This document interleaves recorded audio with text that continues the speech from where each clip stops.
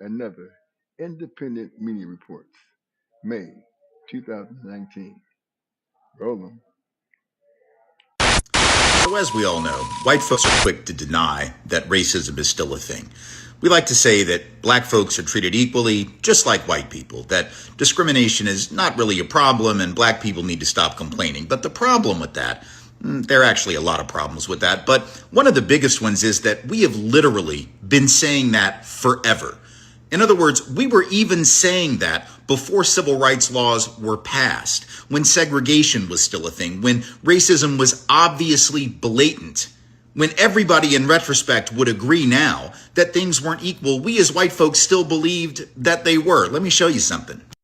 So I know you won't be able to read this. Don't worry, I'll blow it up in a second. Just wanted to show you the page. This is from a Gallup poll report that was published in 2001 that was tracing white racial attitudes and perceptions going back to the 1960s.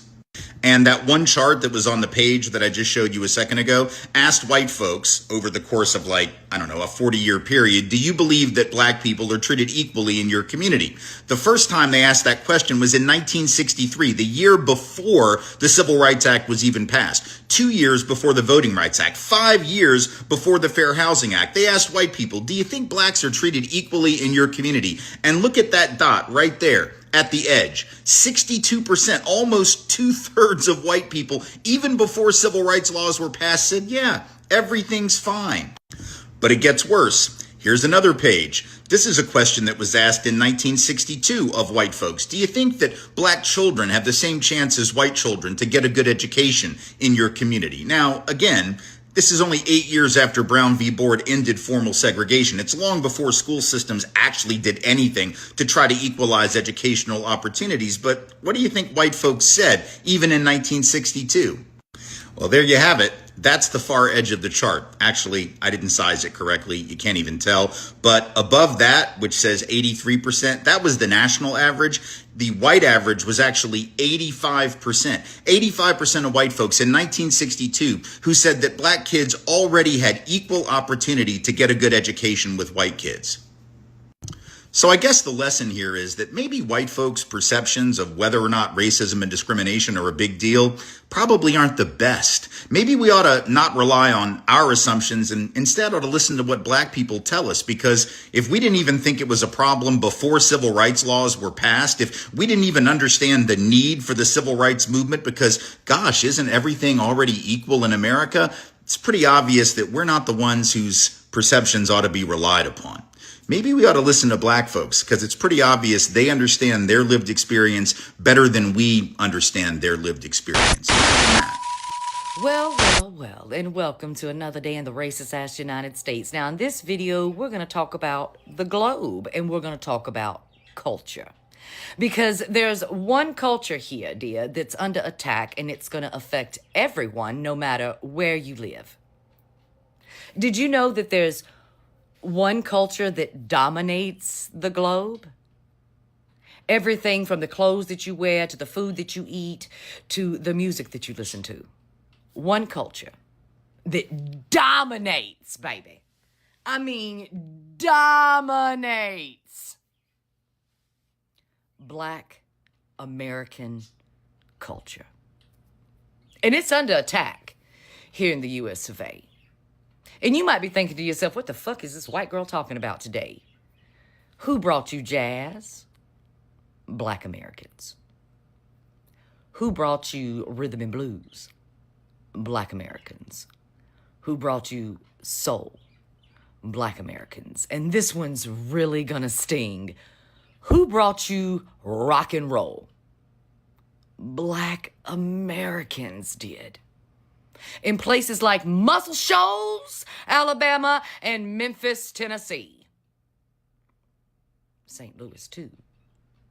That was Black Americans who brought that to you. Rap, dear? Black Americans brought that everywhere. You can go all across the globe and you will find some soul food. Yes, you will, boo. Let's talk about the clothes that you wear, the way you do your hair, your makeup too, brought to you by Black American culture, boo. As a matter of fact, Black American culture and their fashion has reached the heights of Gucci, Versace, honey, name a house today. They look the way of Black American culture before the clothes are made. It is the most dominant culture on the globe, and it is under attack today by the mediocre ass white men here in the US of A. So if you think racism is just an American problem, baby, well, it could affect your style, your music, your hairdo, the food you fucking eat, and your freedom too. Because it was Black Americans, baby, that set the stage for civil rights for every fucking body across the globe today.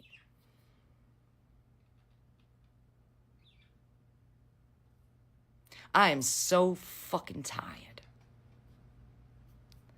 of hearing people talk about my fellow Black Americans as if they haven't provided to us everything today. Everything. Hell, even the way you speak was brought to you by Black Americans. The slang you use, honey, was brought to you by Black American culture. All of it. Black American culture. And they deserve some respect for that. Because where the fuck would we be without it? Listening to dull-ass music, eating flavorless fucking food, and all dressed the same, like we're in a fucking cult, boo. That's where you'd be without Black American culture. Trust me. Debunking racist BS. Go back to Africa. Who? Go back to Africa. If that ain't the racists' favourite emergency button, I don't know what is. It's like the N-word, but stretched out into a sentence. Same hostility, just more syllables and worse grammar. Now let me be clear. This is not for everybody. This is for the specific individuals who actually use that phrase like it's clever. If that's not you, relax. If it is you, stay seated. First of all, nobody booked that trip. A whole lot of us were brought here. Shackled, sold, forced labour. That wasn't study abroad. That was a crime with sales. And some of us were already here. History is layered. This land has chapters people conveniently skip. Second, if black people actually packed up and left, America would immediately start malfunctioning. Music, gone. No jazz, no blues, no hip-hop, no R&B.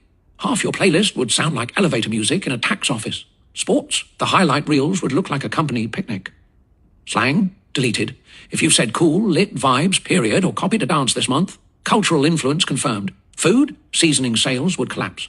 National emergency declared over paprika. Innovation, traffic lights, blood bank advancements, home security systems, major medical breakthroughs. We've been building this place since it was plywood and unpaid overtime.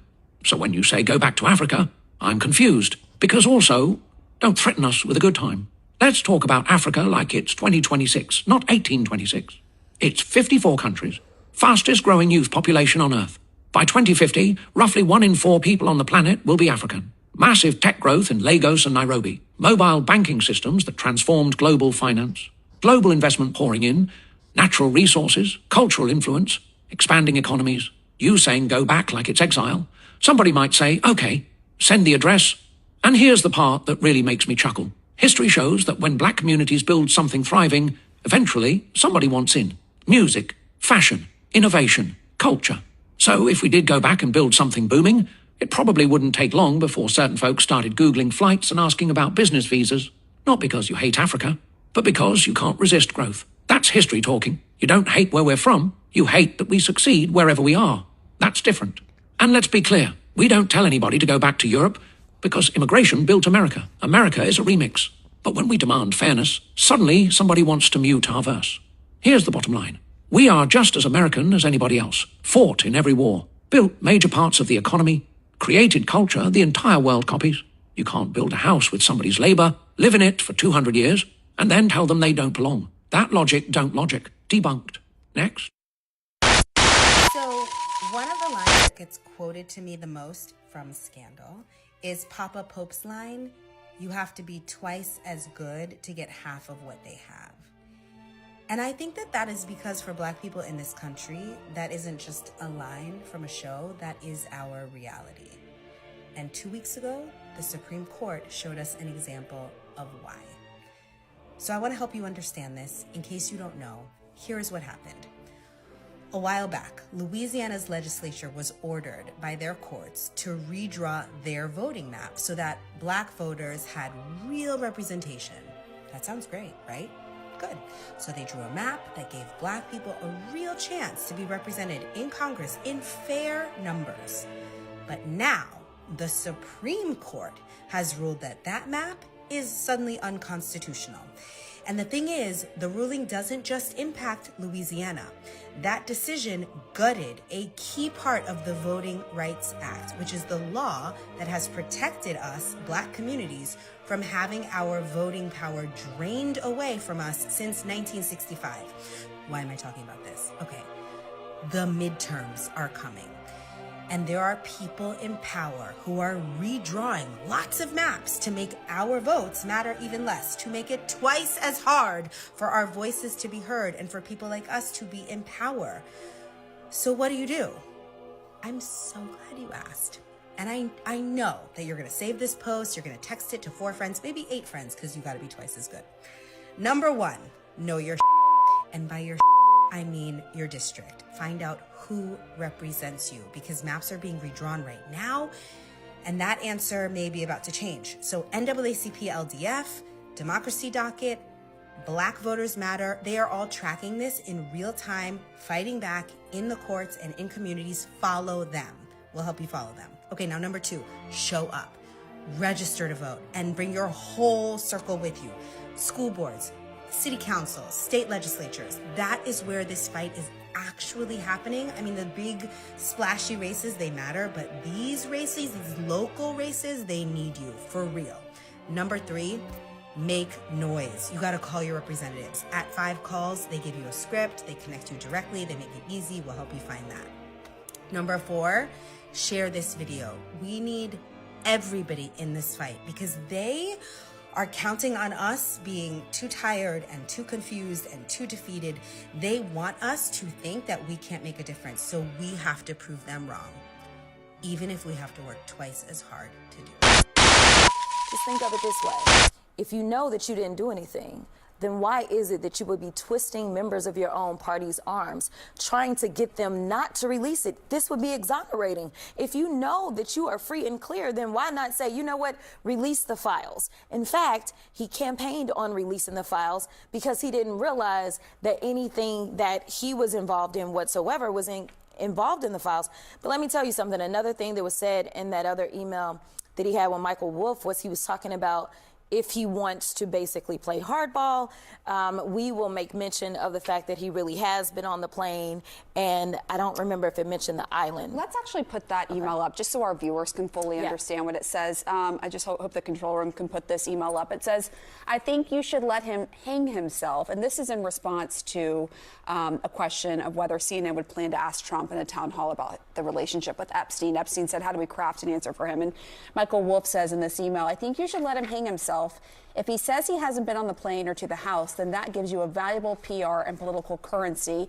You can hang him in a way that potentially generates a positive benefit for you. Or if it really looks like he could win, you could save him, generating a debt. Of course, it is possible that when asked, he'll say Jeffrey is a great guy and has gotten a raw deal and is a victim of political correctness, which is to be outlawed in a Trump regime. Yes. That's a full email. Yes, yes, yes. That is clear that Jeffrey Epstein had something to hang over his head. Why else or how else could you have a debt that you are able to? Now, exactly what it was, who knows, right? And that's what we're trying to get to the bottom of. But the fact that Trump does not want these files to be out, to me, says that he has more to hide than him actually being able to exonerate himself. And then the other email talking about that we used initially, I'm just trying to find that email so I can be really precise here. But It talks about how Epstein is emailing Maxwell saying that Trump was with a victim at his house for several hours. This is an email from April 2nd, 2011. Republicans are saying that that victim is Virginia Giuffre. As you know, she died by suicide. She's been very outspoken. Jeffrey Epstein. Here's the email right here on your screen. She wrote a book, as you know, and she did not accuse him of any wrongdoing. What do you make of that, and can you confirm that? Yeah, I don't know. Obviously, it's redacted who the victim is, so I won't necessarily take the Republicans' word on who it is that's redacted. And I don't know why they would necessarily redact someone's name who is deceased at this point. The Democrats did that, though. The Democrats redacted. No. I understand, but I'm just saying, like, our biggest concern is to actually make sure that we are protecting victims. And obviously, she wrote a book. She told her truth. Whether or not she told everything, who knows? Again, another person that we can't talk to because we have yet another side around this. So I think that that's actually one of the things that we should talk about is that the president has tried to call this all a hoax. I don't think you have this many people dying around a hoax. I don't think you have somebody trying to hide files around a hoax. We know that there's something there. We know that his own attorney general had to admit that he is in the files. But they are trying to hide stuff. The only reason that we have these emails is because we were able to get them from the estate. Not because the Department of Justice was releasing information, not because Kash Patel was releasing information, even though they've had subpoenas from the Oversight Committee for some time. Kash Patel continues to hold back information. So I thank God that there is somebody that still respects the law and still respects subpoenas in this country, but it's not the people that are in power to do it, the people that actually conducted the investigation. Imagine what we may discover if we got the investigatory information versus getting something from an estate. Well, but we should also note that the head of the Oversight Committee is a Republican. It's Republican. The chairman is James Comer. And he is the one who is issuing these subpoenas. Well, let's be clear about this. Okay. This is not something that he wanted to do. This was a subcommittee, remember? It has been the Speaker of the House who has consistently tried to avoid this by shutting down the House. So what the Speaker did is he sent us out on an early recess. But before we left, it was a subcommittee of the Oversight Committee that actually did the motion for the subpoenas, and the Democrats kept pushing, and some Republicans actually joined with the Democrats. This was not led by James Comer. Like Marjorie Taylor Greene. Marjorie Taylor Greene, I don't know if she's on that subcommittee. Okay. But Nancy Mace is on that subcommittee for sure. She's actually the chair of that subcommittee. This subcommittee, the ranking member is Summer Lee. So it was that subcommittee. So this was actually the tail wagging the dog. I just want to be clear about that. And ultimately, the chairman had a vote that was bipartisan, that was the majority, and he had to do it. But whether or not they have been like slow rolling this, there is no question about the fact that they have. And you have had Marjorie Taylor Greene, I believe Thomas Massey. It's been some Republicans who want the full floor vote on this. Yeah, we've got 4. 4 out of the 219 Republicans, yes, in the House. The rest of them seem to be okay with being complicit with protecting pedophiles. You know, it's interesting. A CNN poll from last July showed that 50% of Americans were feeling dissatisfied about the amount of information released on the Epstein case. Did that have any influence at all on your decision to make these emails public today? No, I mean, ultimately what's happened is, obviously, again, we've not been getting anything from the DOJ. Instead, it's been the estate of Epstein. And so as they've been turning things over, it takes staff time to review those documents and things like that to make sure that we've got something, number one, of value to the public. There's still additional information. I want to be clear. We got way more than 3 emails. But in their cursory review, they were able to say, okay, here are 3 emails that we think are of value. We do anticipate that there will be more that they will find that will be of value. They will go through the redaction process. They will also consult with the Republicans before we release anything. So it takes a little bit of a process. But I will say, again, that the estate seemingly has been more participatory than our own Department of Justice, who we actually oversee.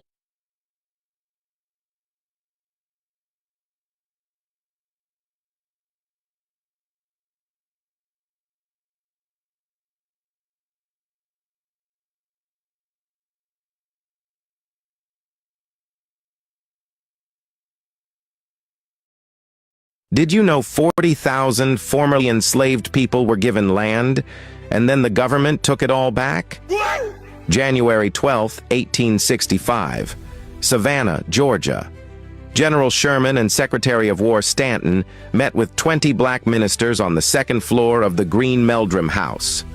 Reverend Garrison Frazier, 67 years old, spoke for the group. He said, "The way we can best take care of ourselves is to have land and turn it and till it by our own labor."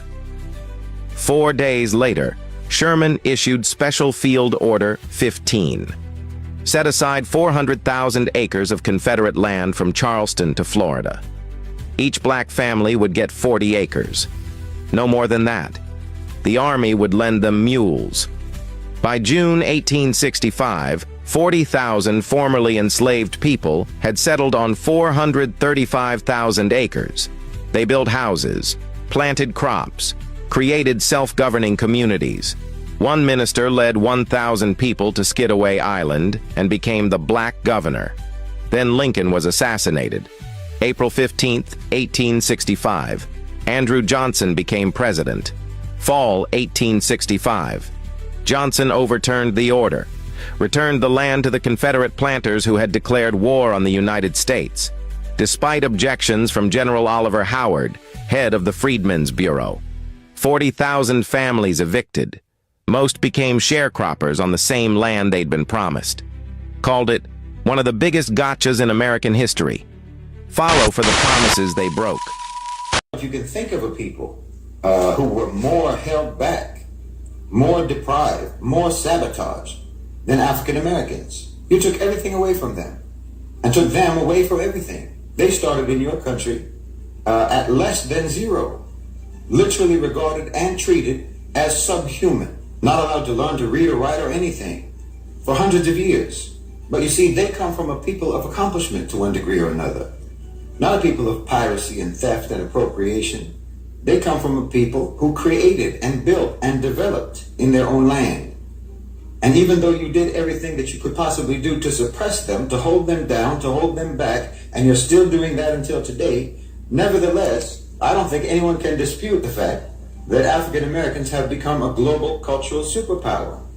Culturally, they're a superpower. Whatever cultural soft power that America has in the global South, it's African American experience. Fellow Americans, I am about to sign into law the Civil Rights Act of 1964. I want to take this occasion to talk to you about what that law means to every American. 188 years ago this week, a small band of valiant men began a long struggle for freedom. They pledged their lives, their fortunes, and their sacred honor, not only to found a nation, but to forge an ideal of freedom, not only for political independence, but for personal liberty, not only to eliminate foreign rule, but to establish the rule of justice in the affairs of men. That struggle was a turning point in our history. Today, in far corners of distant continents, the ideals of those American patriots still shape the struggles of men who hunger for freedom. This is a proud triumph. Yet those who founded our country knew that freedom would be secure only if each generation fought to renew and enlarge its meaning. From the Minutemen at Concord to the soldiers in Vietnam, each generation has been equal to that trust. Americans of every race and color have died in battle to protect our freedom. Americans of every race and color have worked to build a nation of widening opportunities. Now, our generation of Americans has been called on to continue the unending search for justice within our own borders. We believe that all men are created equal, yet many are denied equal treatment. We believe that all men have certain unalienable rights, yet many Americans do not enjoy those rights. We believe that all men are entitled to the blessings of liberty, yet millions are being deprived of those blessings, not because of their own failures, but because of the color of their skin. The reasons are deeply embedded in history and tradition and the nature of man.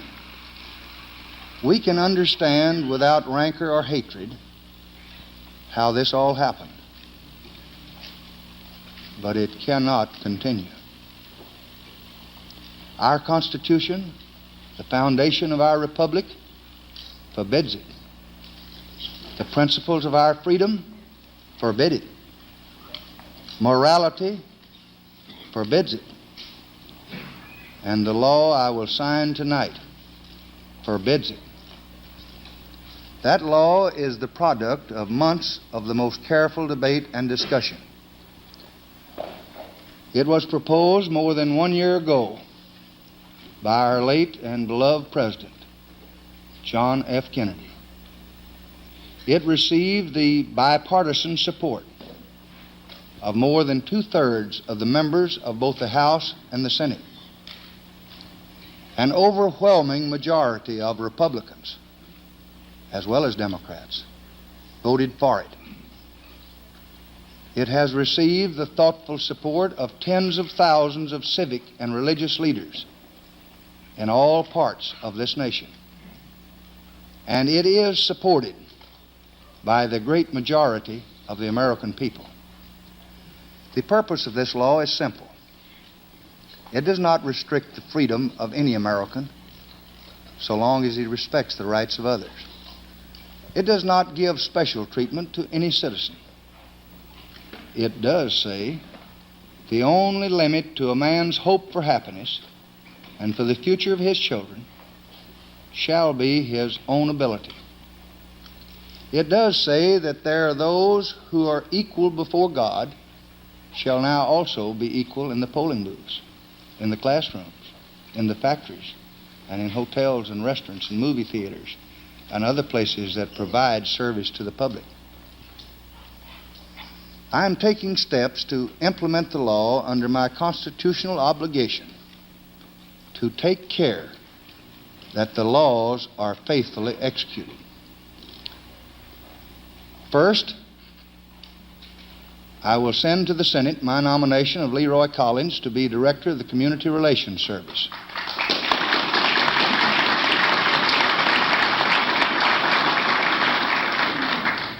Governor Collins will bring the experience of a long career of distinguished public service to the task of helping communities solve problems of human relations through reason and common sense. Second, I shall appoint an advisory committee of distinguished Americans to assist Governor Collins in his assignment. Third, I am sending Congress a request for supplemental appropriations to pay for necessary costs of implementing the law and asking for immediate action.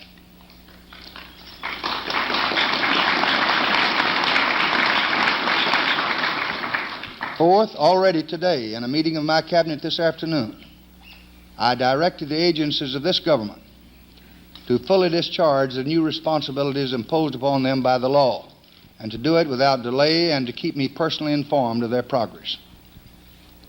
Fifth, I am asking appropriate officials to meet with representative groups to promote greater understanding of the law and to achieve a spirit of compliance.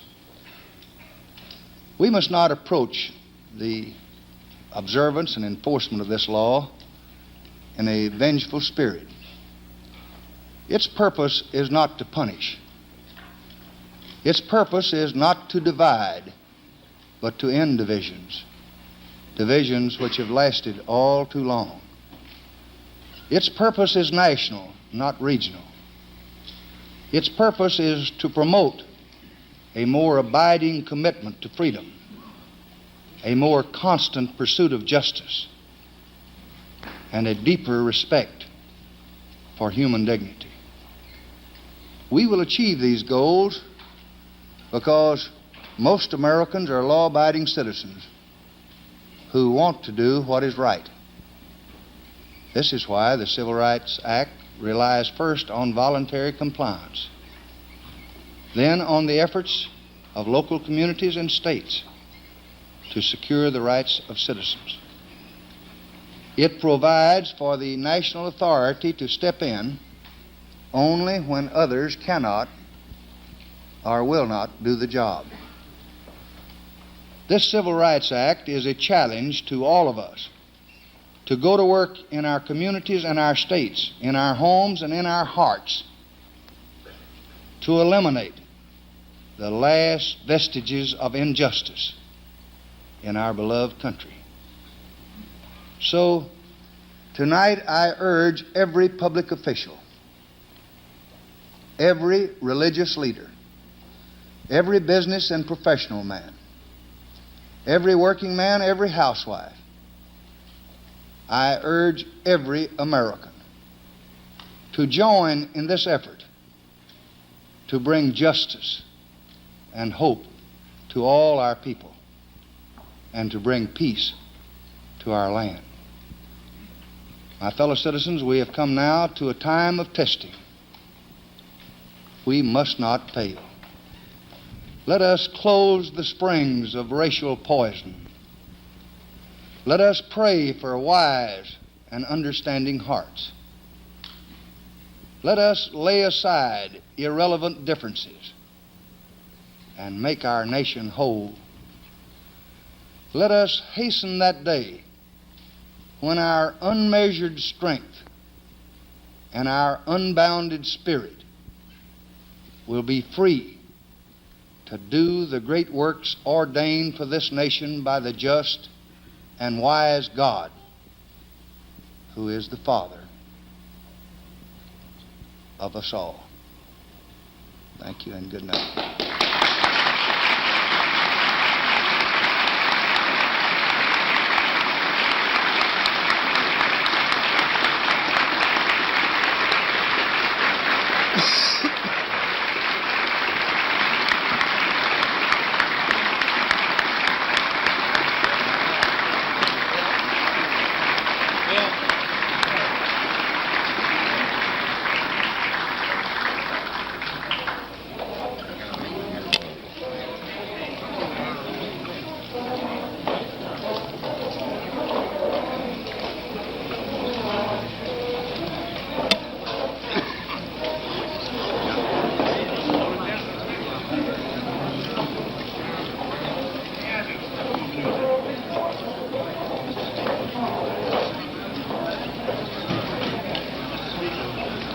Hi, Joe.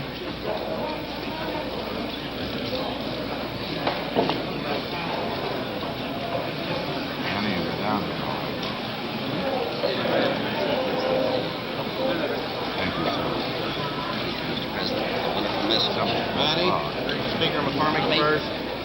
Speaker first. Thank you.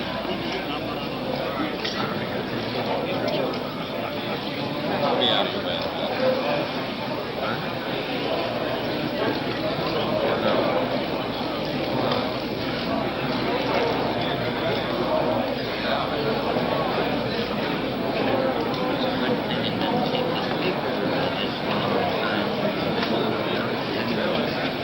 I think we ought to move out.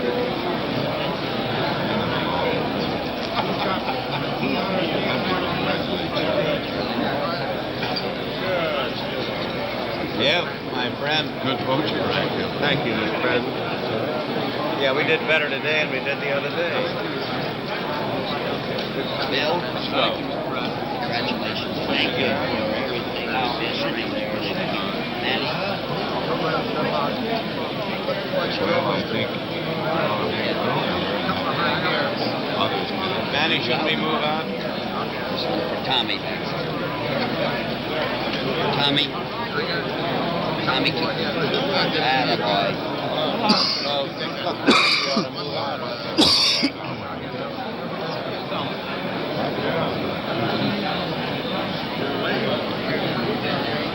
Yeah, yeah. Perfect. Yeah. Let's go this way. Bill? Charlie, you got one? You bet. Thank you. Thank you, my friend.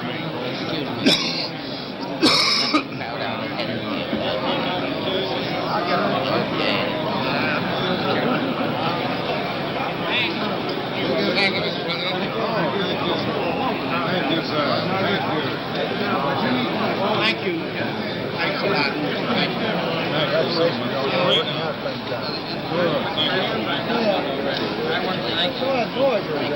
I appreciate your encouragement.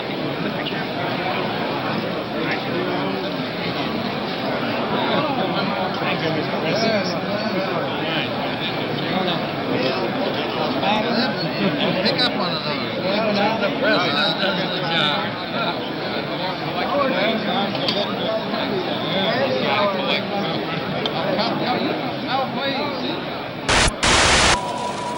The The recent Supreme Court decision in Louisiana v. Calais effectively killed the last remaining provision of the Voting Rights Act of 1965. It was authored by Justice Samuel Alito, but it represents the life's work of Chief Justice John Roberts. The Roberts Court has now gutted the Voting Rights Act on 3 different occasions, and Roberts wrote or joined every one of those opinions. And that's not an accident. Roberts has been trying to kill the Voting Rights Act for more than 40 years, and it looks like he's finally succeeded. Roberts' crusade against the Voting Rights Act dates back to the early 1980s, when he was a young lawyer in Ronald Reagan's Justice Department. The Reagan administration was locked in a fight with Congress over whether to reauthorize parts of the Voting Rights Act and how strong the Voting Rights Act should be. Roberts took the position that the Voting Rights Act should be as weak as possible. Roberts claimed the Voting Rights Act would lead to a quota system in all areas, essentially comparing the law to affirmative action in the voting process. Roberts actually lost that fight in the early 1980s. The Congress overwhelmingly reauthorized and strengthened the Voting Rights Act with strong bipartisan support. But Roberts resurrected his crusade against the Voting Rights Act when he became Chief Justice of the Supreme Court in 2005. Roberts claimed in his confirmation hearings that the constitutionality of the Voting Rights Act was a settled question. But once he got on the bench, he quickly got to work in dismantling the country's most important civil rights law. In the 2013 decision, Shelby County versus Holder, Roberts wrote the majority opinion, ruling that states with a long history of discrimination no longer had to approve their voting changes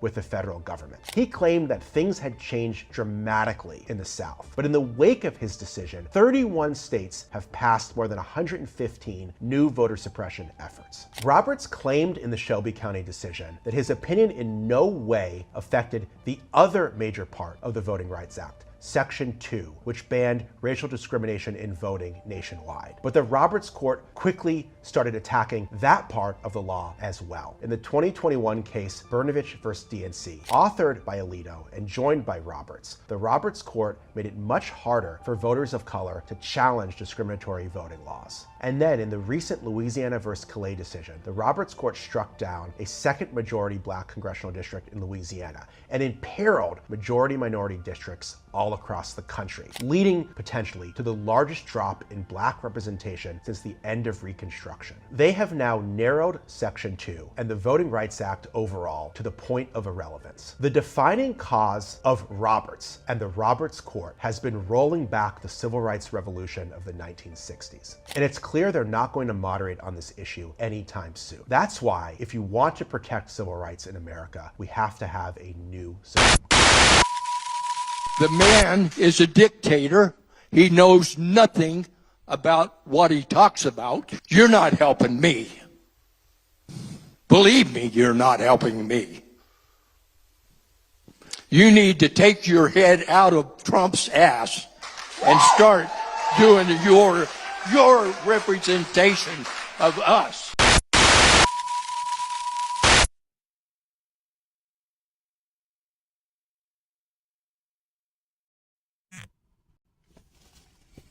Hey, I'm Ted King. It's May 18th, 2026. It's time for independent media. Roll 'em.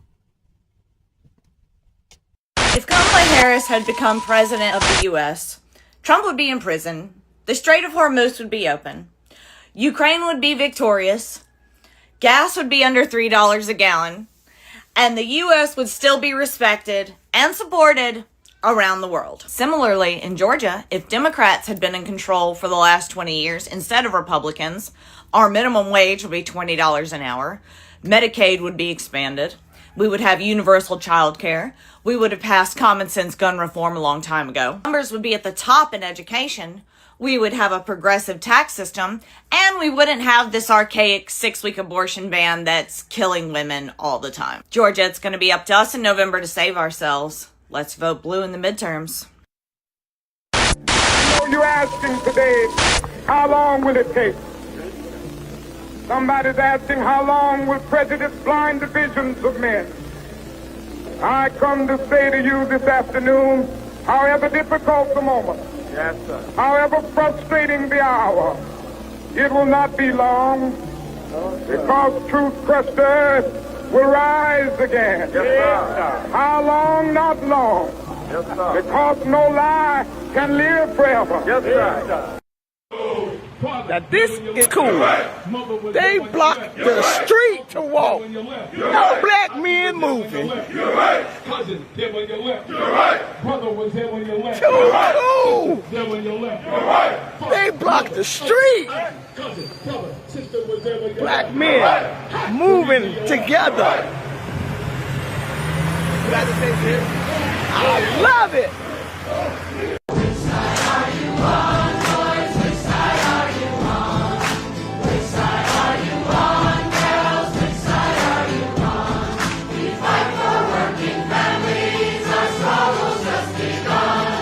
But we'll all stick together till every battle's won. Oh, which side are you on, boys? Which side are you on? Hey everybody, I'm here in Montgomery, Alabama. We're getting ready to go stand up and fight against these racist redistricting maps that have been drawn down here in Alabama and across the South. And we're standing up and saying no to Jim Crow 2.0.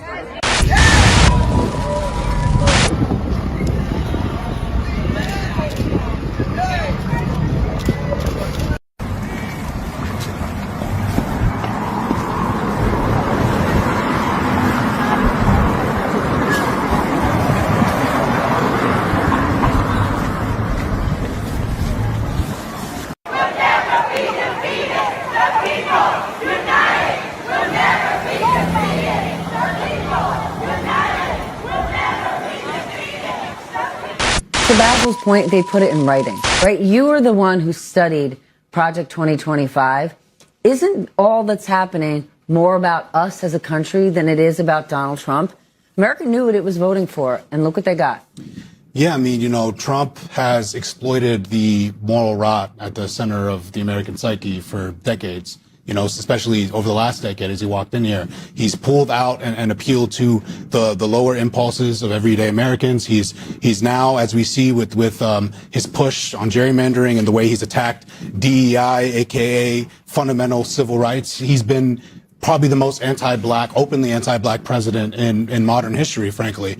And what we see here, especially with this ruling, you know, there has been no clearer case made for the necessity of the Voting Rights Act of 1965 than how quickly these southern states immediately moved to wipe out and dilute black power. You have instantly, within hours, DeSantis signed those 4 additional seats that would take down black majority districts. You have Tennessee now last week wiping out a black majority district. You have Louisiana set to do the same. Alabama just got greenlit by SCOTUS to do the same. And then you have now, as Basil, you mentioned, Trump at the same time simultaneously almost unilaterally raising the black unemployment rate because people don't talk enough about how nearly 20% of the federal workforce was black before Trump walked into office. And it just so happens that this spike in unemployment happens to coincide with an assault on DEI, not just in the federal workforce, but in the private sector with his executive orders to basically get people to dissuade private sector folks to hire black people. And like you said, and unfortunately,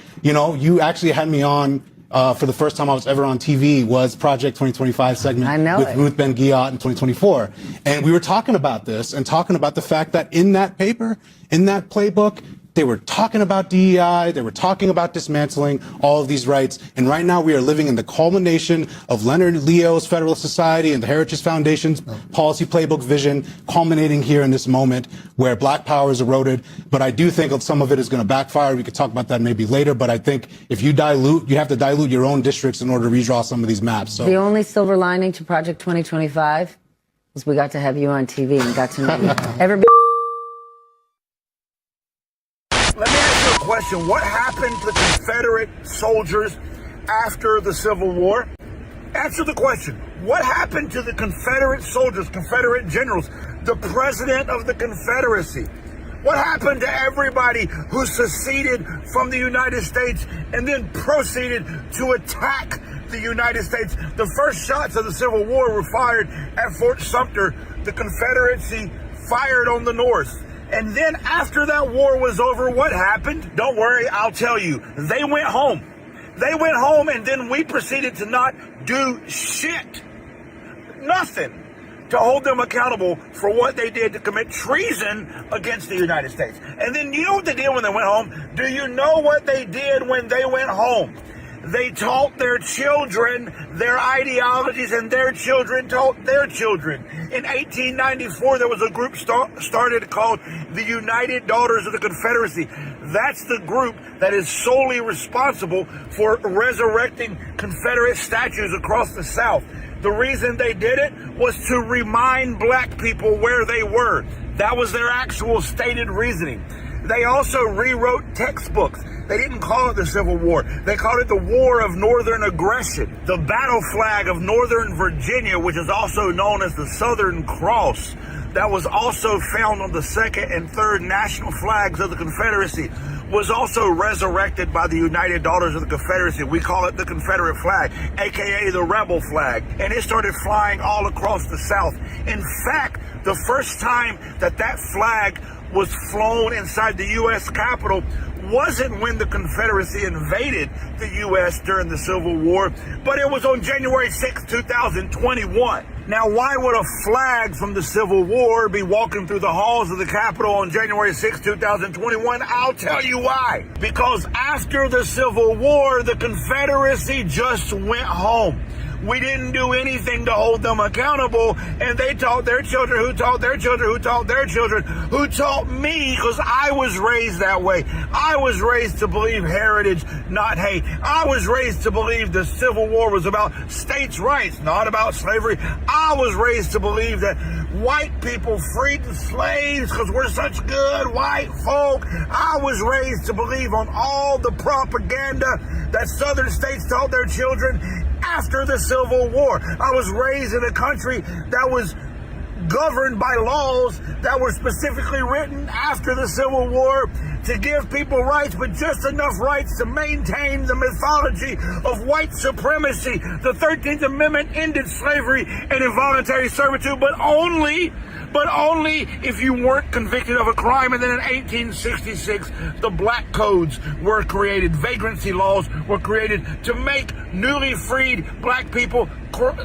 criminals, so they could be slaves again. The 14th Amendment's currently under attack by this administration. Why would the 14th Amendment, written after the Civil War, be under attack by an administration in 2026? Because after the Civil War, the Confederacy just went home and taught their children who taught their children who taught their children.